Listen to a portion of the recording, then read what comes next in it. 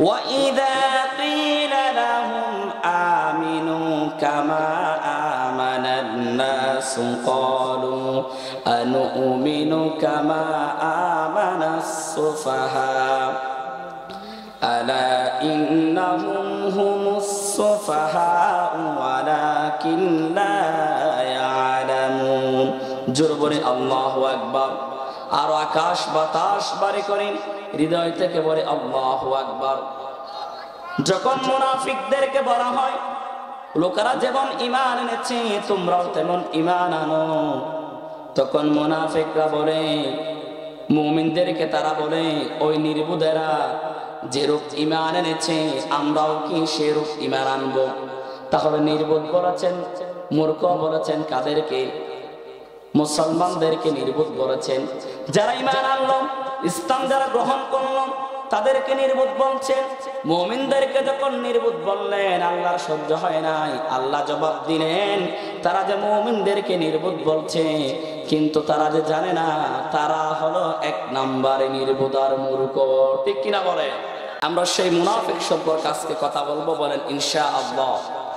মনোযোগ দিয়ে শুনবেন, আল্লাহর কসম করে বলছি, এই মুনাফিকি একটা স্বভাব যদি আমার মধ্যে তাকে বক্তা হওয়ার কারণে কিয়ামতের ময়দানে আমাকেও জাহান্নামের তলদেশে যাওয়া লাগতে পারে। ঠিক কিনা?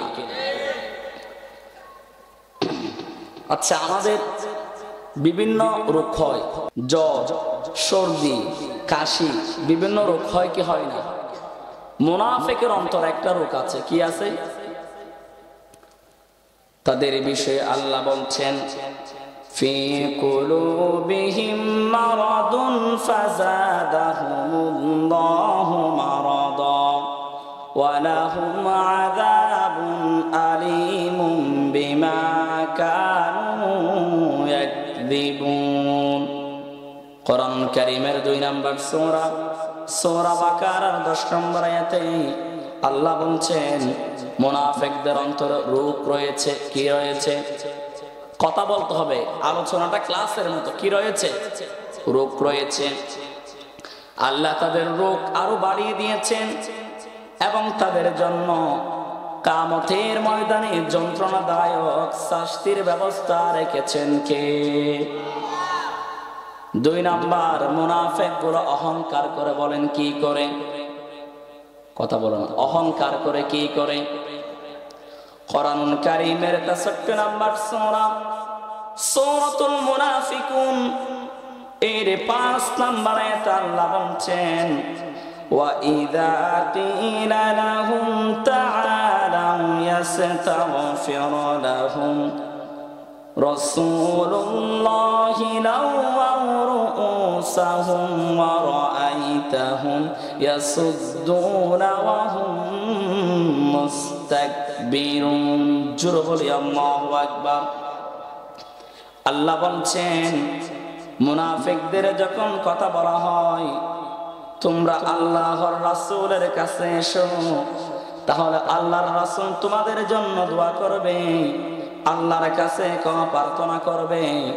এই কথা যখন তাদেরকে বলা হয় তখন তারা এমন বা মাথা ঘুরিয়ে নেয় এবং আল্লাহ বলছেন তুমি এও দেখতে পাবা মুনাফিকগুলা দুনিয়ার মধ্যে অহংকার টাইপের হয়। আমরা গত 1600 বছর দেখেছি ক্ষমতার দাবড়ের কারণে তারা বলেছিল, মুনাফিকগুলা বলেছিল, ফেরাউন বলেছিল আনা রাব্বুকুমুল আলা, আল্লাহ ধ্বংস করে দিয়েছেন। নমরুদ যখন মুনাফিক হওয়ার কারণে নিজেকে রব দাবি করলেন, আল্লাহ তাকে ধ্বংস করে দিলেন। আমার দেশের নব্য ফেরাউন শেখ হাসিনার স্বৈরাচার ক্ষমতার থাকার সময় তারা যখন বলেছিল আমরা করোনার চেয়ে শক্তিশালী, আমরা 15 বছর ক্ষমতায় আছি, 41 সাল পর্যন্ত আমরা ক্ষমতায় থাকবো, আল্লাহর সাথে যখন তারা ক্ষমতা নিয়ে একেবারে আল্লাহর সাথে চ্যালেঞ্জ করেছে, আল্লাহ রাব্বুল আলামিন এই নব্য ফেরাউনকে ধ্বংস করে দিয়েছেন। ঠিক কিনা? এটা হলো অহংকার। এজন্য টাকা পয়সা ধন দৌলত যা থাকুক নিজেকে ছোট ভাববেন, অহংকার করবেন না। মুনাফিকদের 3 নাম্বার কাসরত, তারা দ্বীনি কাজের মধ্যে বাধা দান করবে। বলেন কি করবে? যেখানে মাহফিল, যেখানে কোরআনের কথা, যেখানে ইসলামী সংস্কৃতির চর্চা হবে, তারা সেখানে বাধা দিবে। ঠিক কিনা বলে? কথা কার? আল্লাহ বলছেন ওয়ামান আযলামু মিম্মান মানাআ মাসাজিদাল্লাহি আন ইউযকারা ফীহা ইসমুহু। আল্লাহ বলছেন তার চেয়ে বড় জালেম আর কে হতে পারে? তার চেয়ে বড় জালেম আর কে হতে পারে যে আল্লাহর ঘর মসজিদের মধ্যে আল্লাহর নাম নেওয়া থেকে বাধা প্রদান করে? ঠিক কিনা? আমরা দীর্ঘ 16টি বছর দেখেছি মসজিদের মতো পবিত্র জায়গার মধ্যে যারা দায়িত্বশীল হবে তাদের ব্যাপারে আল্লাহ বলছেন কোরআন কারীমের 11 পারার মধ্যে, ইন্নামা ইয়ামুরু মাসাজিদাল্লাহ মান আমানা বিল্লাহ ওয়াল ইয়াউমিল আখির ওয়া আকামাস সালাহ ওয়া আতাজ যাকাত ওয়া লাম ইয়াখশা ইল্লাল্লাহ। মসজিদের দায়িত্বশীল কমিটি হওয়ার জন্য কয়টা গুণ লাগবে? আওয়াজ দেন, কয়টা গুণ লাগবে?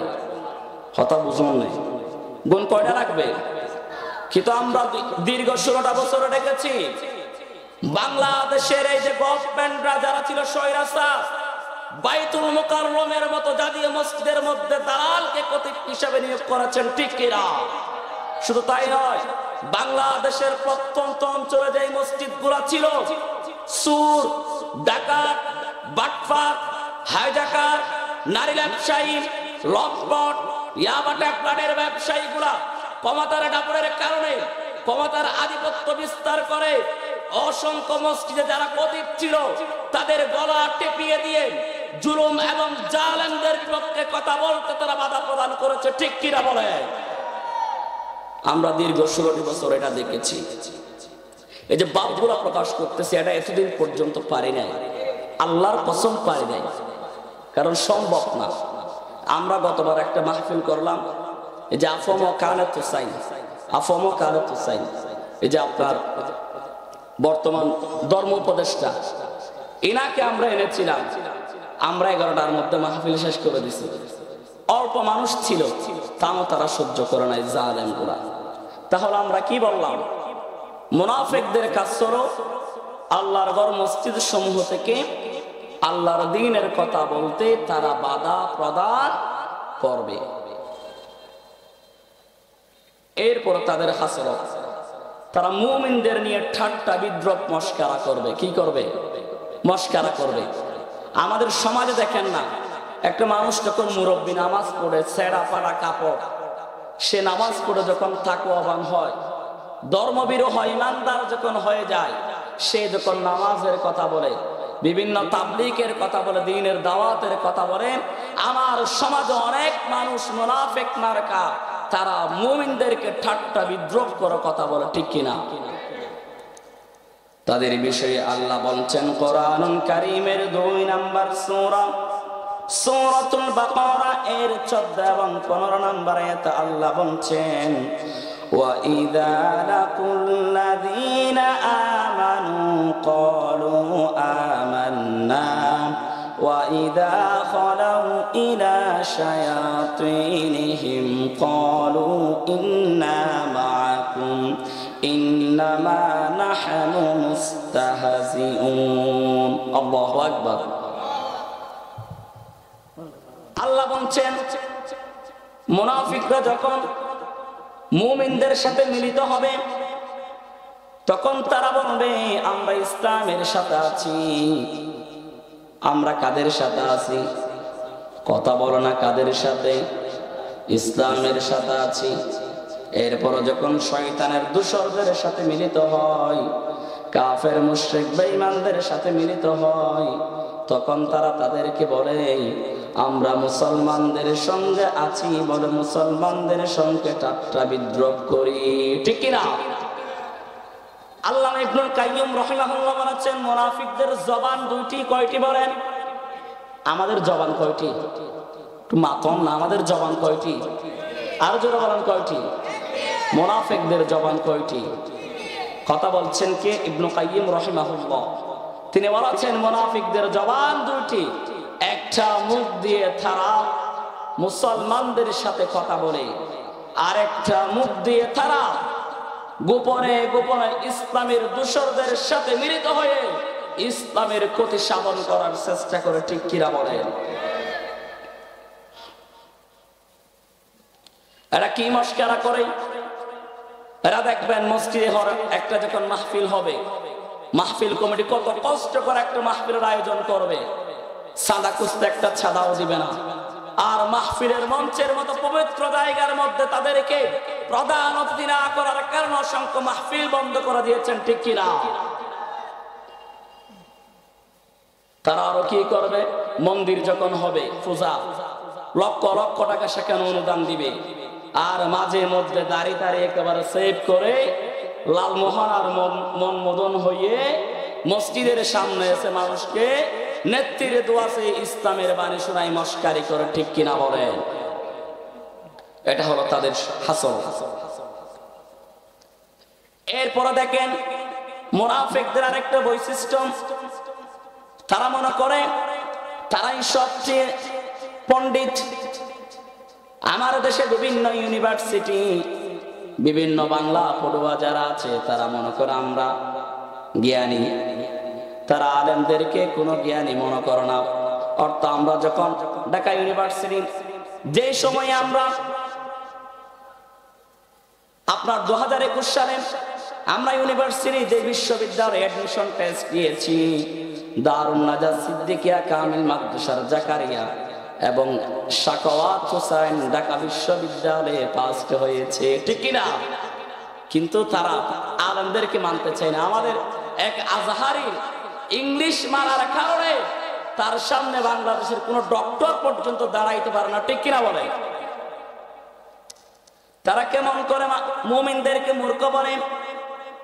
وَإِذَا قِيلَ لَهُمْ آمِنُوا كَمَا آمَنَ النَّاسُ قَالُوا أَنُؤْمِنُ كَمَا آمَنَ السُّفَهَاءُ أَلَا إِنَّهُمْ هُمُ السُّفَهَاءُ وَلَكِنْ لَا يَعْلَمُونَ। জোরে বলে আল্লাহু আকবার। আর আকাশ বাতাস বাড়ি করেন, হৃদয় থেকে বলে আল্লাহু আকবার। যখন মুনাফিকদেরকে বলা হয় লোকেরা যেমন ঈমান এনেছে তোমরাও তেমন ঈমান আনো, তখন মুনাফিকরা বলে, মুমিনদেরকে তারা বলে, ওই নির্বুধেরা যেরূপ ঈমান এনেছে আমরাও কি সেরূপ ঈমান আনবো? তাহলে নির্বোধ বলেছেন, মূর্খ বলেছেন কাদেরকে? মুসলমানদেরকে নির্বোধ বলেছেন। যারা ঈমান আনলো, ইসলাম যারা গ্রহণ করলো, তাদেরকে নির্বোধ বলছেন। মুমিনদেরকে যখন নির্বোধ বললেন, আল্লাহর সহ্য হয় নাই, আল্লাহ জবাব দিলেন, তারা যে মুমিনদেরকে নির্বোধ বলছে, কিন্তু তারা যে জানে না তারা হলো এক নাম্বারে নির্বোধ আর মূর্খ, ঠিক কিনা বলে?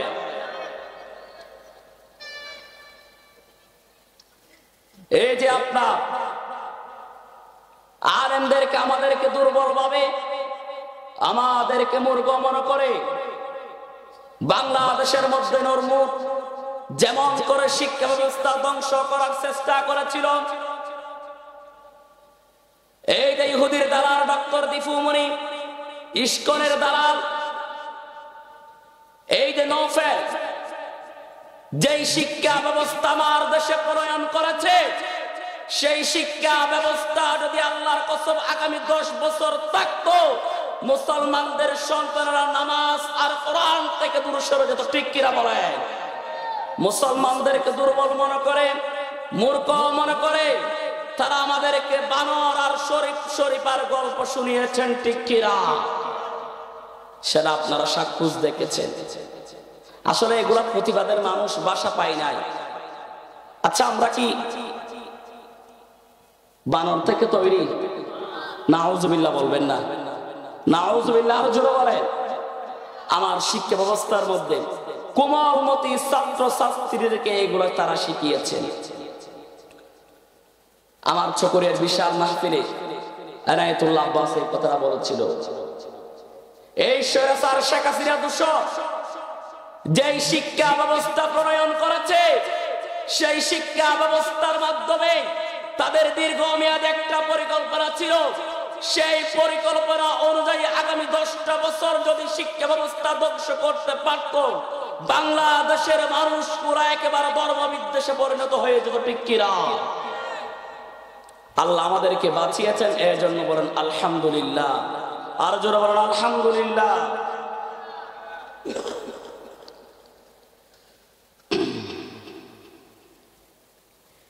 এরপরে দেখেন 7 নাম্বার তাদের বৈশিষ্ট্য হলো আল্লাহর সঙ্গে তারা ধোঁকাবাজি করে। বলেন কার সঙ্গে? কথা বলেন কার সঙ্গে? আল্লাহর সঙ্গে ধোঁকাবাজি করে। আল্লাহ বলছেন ইন্নাল মুনাফিকিনা ইউখাদিউনা আল্লাহ ওয়া হুয়া খাদিউহুম ওয়া ইযা কামু ইলাস সালাতি কামু কুসালা। আল্লাহু আকবার। নিশ্চয় মুনাফিকরা আল্লাহর সঙ্গে প্রতারণা করে, এবং আল্লাহ মুনাফিকরা প্রতারণা করে কার সঙ্গে? বলেন মুনাফিকরা প্রতারণা করে কার সঙ্গে? আরো জোরে বলেন কার সঙ্গে? তারা যখন আল্লাহর সঙ্গে প্রতারণা করে, আল্লাহ রাব্বুল আলামিন তাদের এই প্রতারণা, তাদেরকে সেই গর্তের মধ্যে আল্লাহ ফেলে দেন। মুনাফিকরা আল্লাহর জন্য যেই গর্ত করে, সেই গর্তের মধ্যে আল্লাহ ফেলে দেন।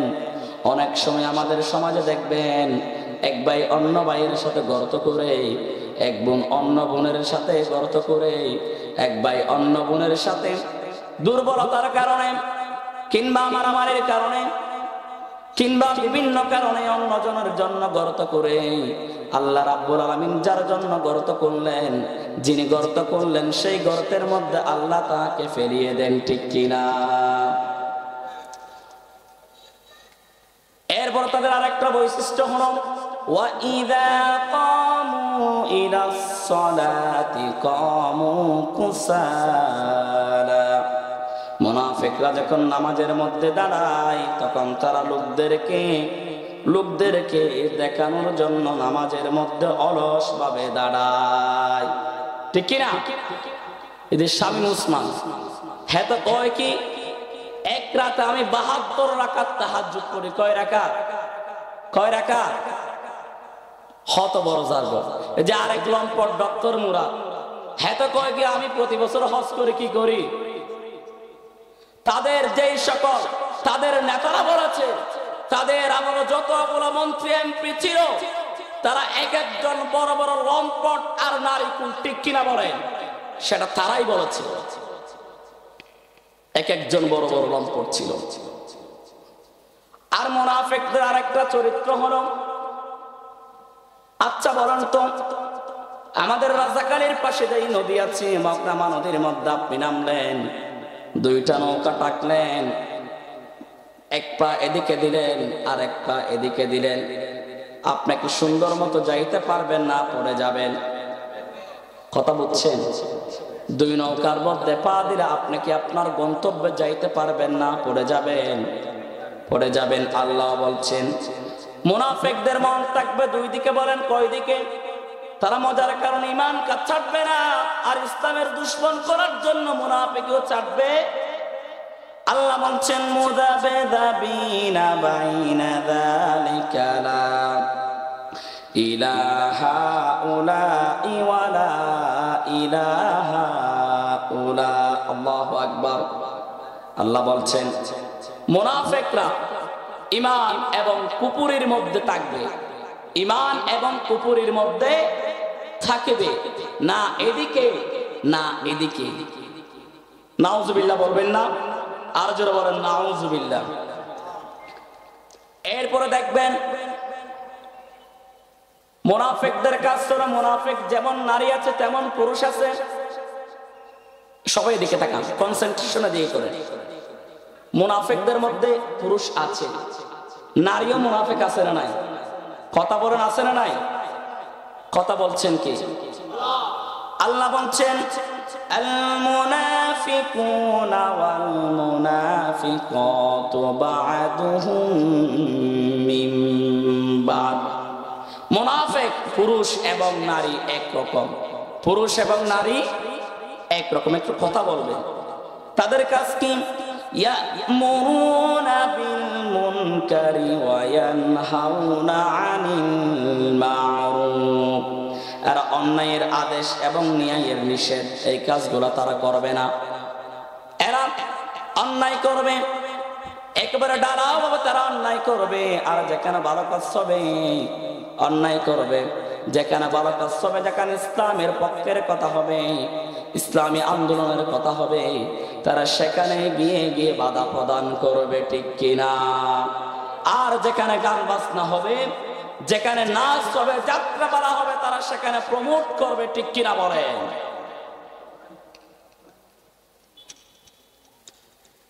এরপরে আল্লাহ বলছেন ওয়ায়াকবিদুনা আইদিয়াহুম, এবং মুনাফিকেরা আল্লাহর পথে খরচ করা থেকে, আল্লাহর পথে ব্যয় করা থেকে নিজেকে বিরত রাখে।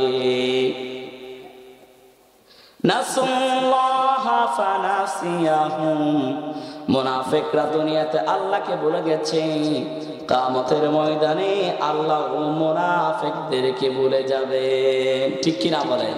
তা আমরা যদি মুনাফিক না হয়, কিয়ামতের ময়দানে আমাদেরকে যিনি মনে রাখবেন তিনি কে? আর জোরে বলেন, তিনি কে?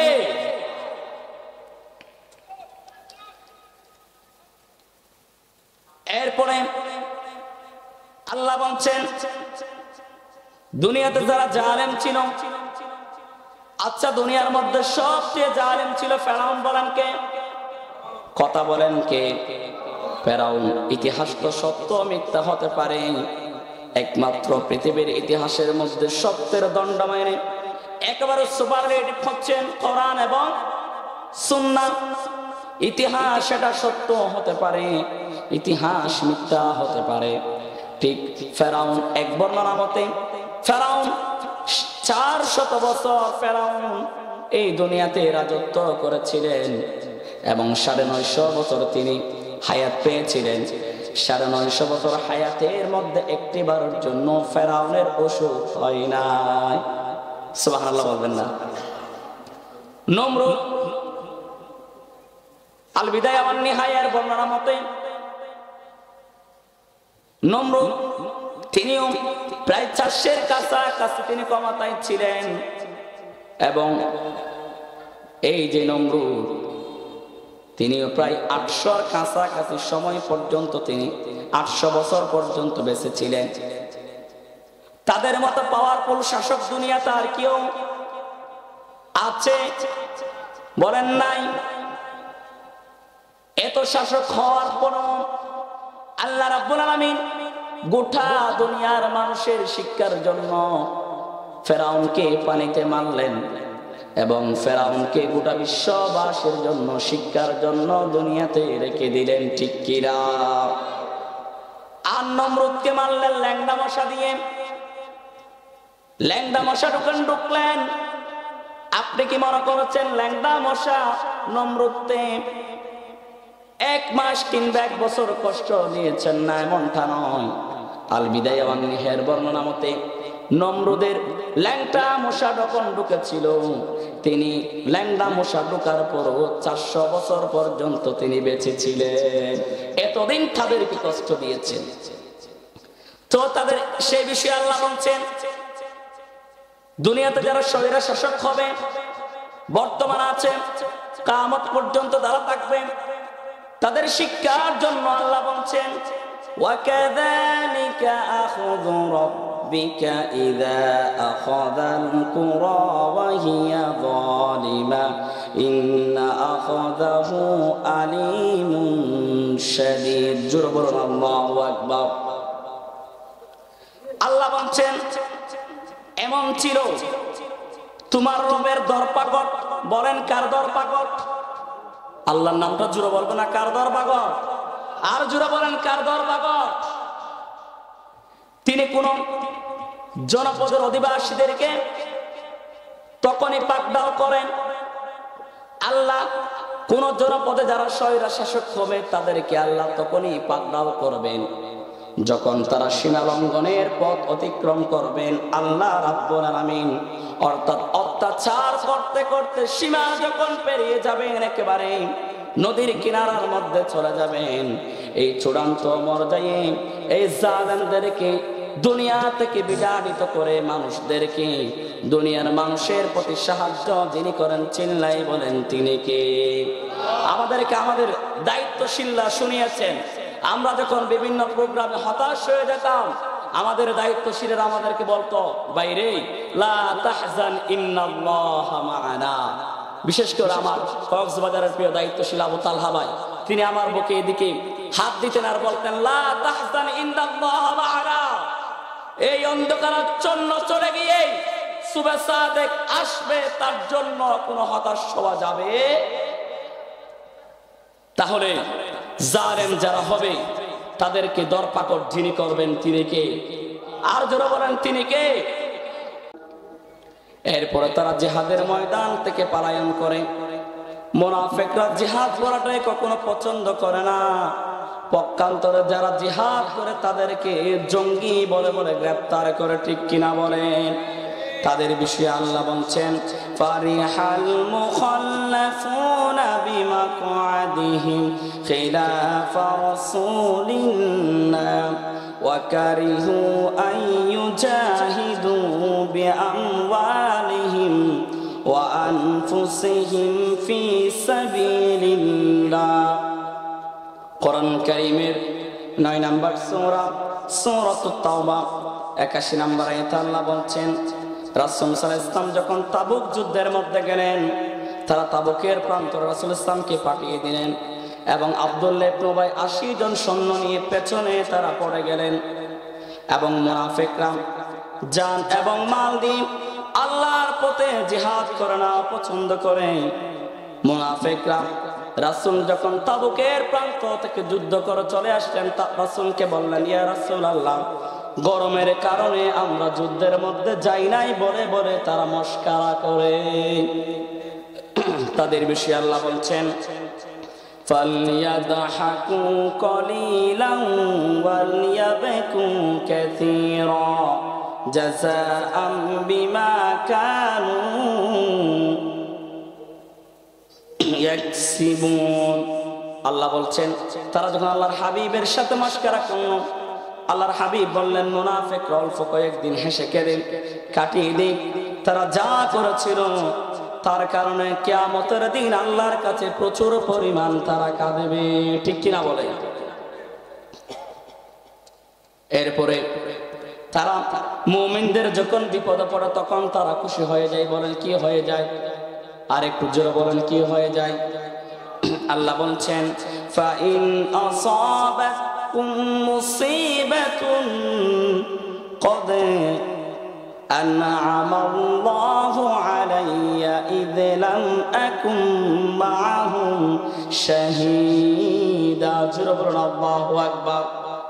আল্লাহ বলছেন, মুমিনদের উপর যখন কোনো বিপদ মুসিবত চেপে বসবে তখন মুনাফিকরা বলে, আল্লাহ আমার উপর বড় অনুগ্রহ করেছেন, আমি তাদের সাথে ছিলাম না।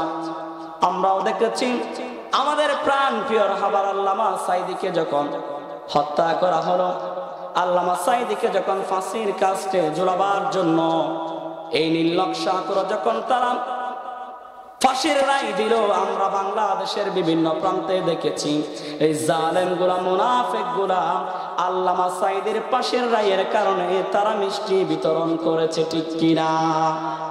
এই কথাগুলো মাহফিলে না বসলে কি বলবেন আপনি? কবরের উপর আর মাটির নিচের কথা বলবেন, কবরের তলের কথা বলবেন?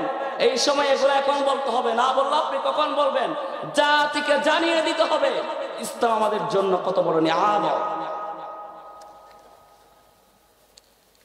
সম্মানিত উপস্থিতি, এরপরে আল্লাহ বলছেন মুনাফিকদের চরিত্র সম্পর্কে। এই মুনাফিকগুলা জমিনের মধ্যে ফাসাদ সৃষ্টি করে। বলেন কি সৃষ্টি করে? আরো জোরে বলেন কি সৃষ্টি করে? সন্ত্রাস করেন। আল্লাহ বলছেন, ওয়া ইযা কিলা লাহুম লা তুফসিদু ফিল আরদি ক্বালু ইন্নামা নাহনু মুসলিহুন। মুনাফিকদেরকে যখন বলা হয় তোমরা জমিনে মারামারি আর সন্ত্রাস সৃষ্টি করো না, তখন তারা বলে আমরা তো এই দুনিয়ার মধ্যে শান্তি স্থাপনকারী। জোরে বলেন নাউজুবিল্লাহ। আমার দেশে আমরা দেখেছি আলেম ওলামা যখন বাংলাদেশের মধ্যে বিভিন্ন বিষয় নিয়ে বিভিন্ন আন্দোলন নিয়ে তারা যখন আন্দোলন করে তাদেরকে পাখির মতো গুলি করে করে হত্যা করে ওই মুনাফিক গুলা আবার তারা শান্তি সমাবেশের নাটক করে, ঠিক কি না? আর এই মুনাফিক গুলা যখন ক্ষমতায় যাবে তারা 5টি কাজ করবে। বলেন কয়টা কাজ করবে? আর জোরে বলেন কয়টা কাজ করবে? তারা 5টি কাজ করবে। আল্লাহ বলছেন ইন্নাল মুলুকা ইযা দাখালু ক্বরয়াতুন আফসাদুহা ওয়া জাআলু আইজ্জাতা আহলিহা আযিল্লা। বলেন কথাকার? আর জোরে বলেন কথাকার? আল্লাহ বলছেন মুনাফিকরা যখন কোন জনপদের মধ্যে ক্ষমতায় থাকবে, তারা যখন ক্ষমতায় যাবে তারা 5টি কাজ করবে। বলেন কয়টা কাজ? আফসাদুহা, তারা সেখানে ফাসাদ করবে, মারামারি করবে, হিংসা করবে। তার প্রমাণ তো আমরা গত 1600 বছর যারা ক্ষমতায় ছিল তারা তো মারামারি আর বন্দুকের নলের মাধ্যমে ক্ষমতায় ছিল, ঠিক কিনা? এরপরে আল্লাহ বলছেন ওয়াজআলু আইজ্জাতা আহলিহা আযিল্লা, তারা জমিনের বড় বড় সম্মানিত মানুষগুলাকে অপমানিত এবং লাঞ্ছিত করবে, ঠিক কিনা? আমরা স্বাধীনতার পর থেকে বাংলাদেশে আলেমদের অসংখ্য পরিমাণ আলেম, সবচেয়ে বেশি ধর্মপ্রিয় মানুষ এই আমার দেশের মধ্যে সম্মানিত মানুষ সবচেয়ে আলেম ওলামা। এই 16টি বছরের সবচেয়ে বেশি সম্মানিত আলেম ওলামাদেরকে নির্যাতন অপমানিত করেছে, ঠিক কিনা? আলেমদেরকে দর্শনকারী, চাল চুর ডাল চুর বলেছে, ঠিক কিনা বলেন? এটা হলো তাদের কাজ। অপর আয়াতের মধ্যে আরো 3টার কথা বলছেন। আল্লাহ বললেন وَإِذَا تَوَلَّى سَعَى فِي الْأَرْضِ لِيُفْسِدَ فِيهَا وَيُهْلِكَ الْحَرْثَ وَالنَّسْلَ وَاللَّهُ لَا يُحِبُّ الْفَسَادَ। কথাকার বলেন? আর জোরে বলেন কথাকার? আল্লাহ বলছেন وَإِذَا تَوَلَّى سَعَى فِي الْأَرْضِ لِيُفْسِدَ فِيهَا وَيُهْلِكَ الْحَرْثَ وَالنَّسْلَ। এই মুনাফিকগুলো যখন ক্ষমতা পায় তাদের উদ্দেশ্য হলো জমিনের মধ্যে অশান্তি সৃষ্টি করা। 4 নাম্বার, জমিনের সম্পদগুলো দুর্নীতি করে। দুনিয়ার সম্পদগুলো যেখানে যেখানে উন্নয়নের কাজ হবে, উন্নয়নের কথা বলে দুর্নীতি করে করে আমার দেশের সম্পদগুলো বিদেশে পাচার করে, ঠিক কিনা বলে? গত 16 বছরে সিংহ পরিমাণ দুর্নীতি আমার দেশের মধ্যে করেছেন, ঠিক কিনা? এবং সর্বশেষ যে কাজ করে তারা হত্যার রাজনীতি করে। বলেন কিসের রাজনীতি? হত্যার রাজনীতি করেছে। আমরা 16টি বছরে দেখেছি যে পরিমাণ মানুষ হত্যা করেছে গত স্বাধীনতার পর থেকে, সেই পরিমাণ হত্যা আমার দেশের মধ্যে করে নাই, ঠিক কিনা? একেবারে সর্বশেষ কথা, এই মুনাফিকের সর্দার আব্দুল্লাহ ইবনে উবাইকে আল্লাহ কি পরিণত করলেন? একেবারে শুধু 5টা মিনিট বলে আলোচনা শেষ করে দেব ইনশাআল্লাহ। আচ্ছা বলেন তো, আপনি যদি বলেন হুজুর আমি খ্রিস্টান দেখব, কি দেখব? কথা বলেন খ্রিস্টান দেখব। আমি আপনাকে বলবো খ্রিস্টান দেখার জন্য আপনি আমেরিকার মধ্যে চলে যান। কোথায়? আপনি যদি বলেন হুজুর আমি বৌদ্ধ দেখব, আমি আপনাকে বলছি আপনি মায়ানমারে চলে যান। কোথায়? আপনি যদি বলেন হুজুর আমি হিন্দু দেখব, আমি আপনাকে বলছি আপনি ভারতে চলে যান। তা আমি যদি আপনাকে বলি, আপনি যদি আমাকে বলেন হুজুর আমি মুনাফিক দেখব, কি দেখব? এই মুনাফিক দেখার জন্য আমেরিকা যাওয়ার প্রয়োজন নাই, এই মুনাফিক দেখার জন্য মায়ানমারে যাওয়ার প্রয়োজন নাই, এই মুনাফিক দেখার জন্য ভারতে যাওয়ার প্রয়োজন নাই। আমার দেশের মধ্যে মুসলমান নামদারি গাপটি মেরে বসে থাকা ইসলামের দুশর যারা মুনাফিক তারা, ঠিক কিনা? ইসলামের বিরুদ্ধে কাফেররা যে পরিমাণ ক্ষতি করে নাই, মুনাফিকরা তার চেয়ে বেশি ক্ষতি করেছে। তাদের লিডার ছিলেন আব্দুল্লাহ ইবনে উবাই। এই আব্দুল্লাহ ইবনে উবাই তিনি আল্লাহর নবীর সাহাবী ছিলেন। আল্লাহর নবীর পেছনে তিনি নামাজ আদায় করেছেন, আল্লাহর নবীর সাথে সাথে তিনি দ্বীনের তালিম দিতেন, আর ইসলামের বিরুদ্ধে তিনি সব সময় ষড়যন্ত্র করতেন। তার মধ্যে উহুদ যুদ্ধের মধ্যে ইসলামের যেই দরশী অবস্থা হয়েছিল তার এক নাম্বার কারণ হলো মুনাফিকের সরদার আব্দুল্লাহ ইবনে উবাই। তাবুক যুদ্ধের মধ্যে তিনি ৮০ জন সৈন্য নিয়ে মুনাফিক করে পালিয়েছিল। অর্থাৎ ইসলামের বিরুদ্ধে যা ষড়যন্ত্র মদিনার মধ্যে করেছে আব্দুল্লাহ ইবনে উবাইয়ের নেতৃত্বে করেছে। সে আব্দুল্লাহ ইবনে উবাই যখন মৃত্যুবরণ করলেন, তার সন্তান ছিলেন আব্দুল্লাহ রাসূলের কাছে চলে আসলেন, ইয়া রাসূলুল্লাহ, আমার আব্বা আব্দুল্লাহ দুনিয়া থেকে বিদায় নিয়েছেন, আমার আব্বার জন্য আপনি একটা জামা দিয়ে দেন। বলেন কি দিয়ে দেন? রাসূল আবার চিন্তা করলেন, রাসূল কেন জামা দিলেন? ইবনে আব্বাস রাহিমাহুল্লাহ riwayat তাফসীর ইবনে কাসিরের মধ্যে আনলেন, রাসূল জামা দিলেন কারণ হলো একটা সময় উহুদ যুদ্ধের মধ্যে, বদর যুদ্ধের মধ্যেই রাসূলের চাচা আব্বাসের কোনো জামা ছিল না, কারো জামা হচ্ছে না। আব্দুল্লাহ ইবনে উবাই তার জামাটা রাসূলের চাচার শরীরের মধ্যে হবে, এই জন্য তিনি এই মুনাফিকের সরদার রাসূলের চাচাকে জামাটা জুব্বাটা দিলেন। এই জন্য সেটার প্রতিদান হিসাবে আল্লাহর নবী মুনাফিকের সরদার আব্দুল্লাহ ইবনে উবাইকে নিজের জামাটা দিয়ে দিলেন, জামা দিলেন। সন্তান আব্দুল্লাহ বললেন, ইয়া রাসূলুল্লাহ, আপনাকে জানাজা পড়াতে হবে। আল্লাহর নবী যখন জানাজা পড়ানোর জন্য গেলেন, যাচ্ছেন, হযরত ওমর তাকে বাধা দিলেন। কি দিলেন? বাধা দিলেন, ইয়া রাসূলুল্লাহ, আপনি কার জানাজা পড়ার জন্য যাচ্ছেন? যিনি সারা জীবন ইসলামের বিরুদ্ধে ষড়যন্ত্র করেছে, মদিনার মধ্যে ইসলামের বিরুদ্ধে সবচেয়ে বেশি কষ্ট দিয়েছেন তিনি। আল্লাহর নবী যখন গেলেন, যাওয়ার পর যখন জানাজা পড়ালেন, সাথে সাথেই উমরের সিদ্ধান্তের ব্যাপারে, উমরের কমেন্টসের ব্যাপারে এর পক্ষে মত দিলেন কে? উমরের মতের পক্ষে আয়াত নাযিল করলেন কে? সূরাতুত তাওবা সূরা ৮০ নম্বর আয়াত আল্লাহ বলছেন, ওয়ালা তুসাল্লি আলা আহাদিন মিনহুম মাতা আবাদান ওয়ালা তাকুম আলা কবরি। আল্লাহ বলছেন, ইয়া রাসূলুল্লাহ, মুনাফিকদের কারো যখন মৃত্যু হয়ে যাবে, সেই মুনাফিকদের মৃত্যু হলে তার দ্বারে কাছে আপনি যাবেন না, ওয়ালা তাকুম আলা কবরি, তার কবরের পাশে আপনি দাঁড়াবেন না। ঘোষণা কার? সিদ্ধান্ত কার বলেন? এরপরে আল্লাহ বলছেন ৬৩ নম্বর সূরা মুনাফিকুনের ৬ নম্বর আয়াত আল্লাহ বলছেন, সাওয়াউন আলাইহিম আস্তাগফারতা লাহুম আম লাম তাস্তাগফির লাহুম লা ইয়াগফিরাল্লাহু লাহুম। জোরে বলি আল্লাহু আকবার। আল্লাহ বলছেন, ইয়া রাসূলুল্লাহ, তুই মুনাফিকদের জন্য ক্ষমা চাও বা না চাও সমান কথা, লা ইয়াগফিরাল্লাহু লাহুম, মুনাফিকদেরকে আল্লাহ কখনো ক্ষমা করবে না। এরপর চূড়ান্ত সিদ্ধান্ত আল্লাহ জানিয়ে দিলেন, সূরাতুত তাওবা ৮০ নম্বর আয়াত আল্লাহ বলছেন, ইস্তাগফির লাহুম আও লা তাস্তাগফির লাহুম ইন তাস্তাগফির লাহুম ৭০ মাররাতান ফালান ইয়াগফিরাল্লাহু লাহুম। আল্লাহ বলছেন, ইয়া রাসূলুল্লাহ, আপনি একবার দুইবার কেন? মুনাফিকদের জন্য আপনি একবার দুইবার কেন?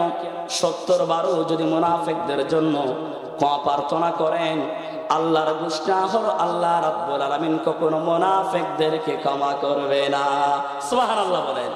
পৃথিবীতে কেউ স্থায়ী হয় না, হোক না সে ফিরাউন কিবা নমরুদ, কেউ ববে চিরকালে রই না, কেউ ববে চিরকালে রই না। সর্বশেষ কথা, আচ্ছা বলেন তো, আগামীকাল আপনি সকাল উঠতে পারবেন? আপনি এই দুনিয়াতে আপনি সিদ্ধান্ত নিলেন যে আমি সিদ্ধান্ত নিলাম আমি বাংলাদেশের মন্ত্রী হব, সেটা হতেও পারে নাও হতে পারে। আমি সিদ্ধান্ত নিলাম আমি ডাক্তার হব, সেটা হতেও পারে নাও হতে পারে। আমি সিদ্ধান্ত নিলাম আমি ম্যাজিস্ট্রেট হব, সেটা হতেও পারে নাও হতে পারে। আমি সিদ্ধান্ত নিলাম আমি উকিল হব, সেটা হতেও পারে নাও হতে পারে। অসংখ্য সিদ্ধান্ত, সেটা হতেও পারে নাও হতে পারে। আমার অসংখ্য কথার মধ্যে সিদ্ধান্ত যেগুলো আমাদের কথার মধ্যে সিদ্ধান্ত আমরা নিব ভবিষ্যতের জন্য, সেটা হতেও পারে নাও হতে পারে, কিন্তু একটা কথা হবেই হবে, সেটা হচ্ছে আমাদেরকে মৃত্যুবরণ করতেই হবে। ঠিক কিনা? আর জোরে বলেন ঠিক কিনা? তাহলে বাইরে মৃত্যুর পরেই আল্লাহ রাব্বুল আলামিন কাফেরদেরকে, নমরুদ, ফেরাউন, আবু জাহেল, উতবা, সাইবাদেরকে জাহান্নামের একটা না একটা জায়গার মধ্যে রাখবেন। আর মুনাফিকদেরকে, মুসলমান নামদারি মুনাফিকদেরকে কোথায় রাখবেন? আল্লাহ বলছেন ইন্নাল মুনাফিকিনা ফিদ দারকিল আসফালি মিনাদ নার, মুনাফিকদেরকে একেবারে জাহান্নামের তলদেশে রাখবেন। গুষ্টাকা। তাহলে মুনাফিকদের যে বৈশিষ্ট্যের কথা বলেছি, এগুলো আমাদের সকলে আল্লাহ যেন সর্বপ্রথম আমাকে এবং আপনাদের সকলকে এগুলা শুনে আমল করে মুনাফিকের কাসরত থেকে, বৈশিষ্ট্য থেকে আমাদেরকে আল্লাহ যেন বাঁচার জন্য তৌফিক দেন। সকলেই প্রাণ খুলে বলি আমিন। বিদায় লগ্নে আপনাদের কাছ থেকে দোয়া চেয়ে নিচ্ছি। আপনারা সকলে আমার জন্য দোয়া করবেন এবং আজকের মাহফিলের সুস্বাস্থ্য কামনা করেই আজকের আলোচনা আপনাদের কাছ থেকে এখনই বিদায় নিচ্ছি। ওয়া আখিরু দাওয়ানা আলহামদুলিল্লাহি রাব্বিল আলামিন।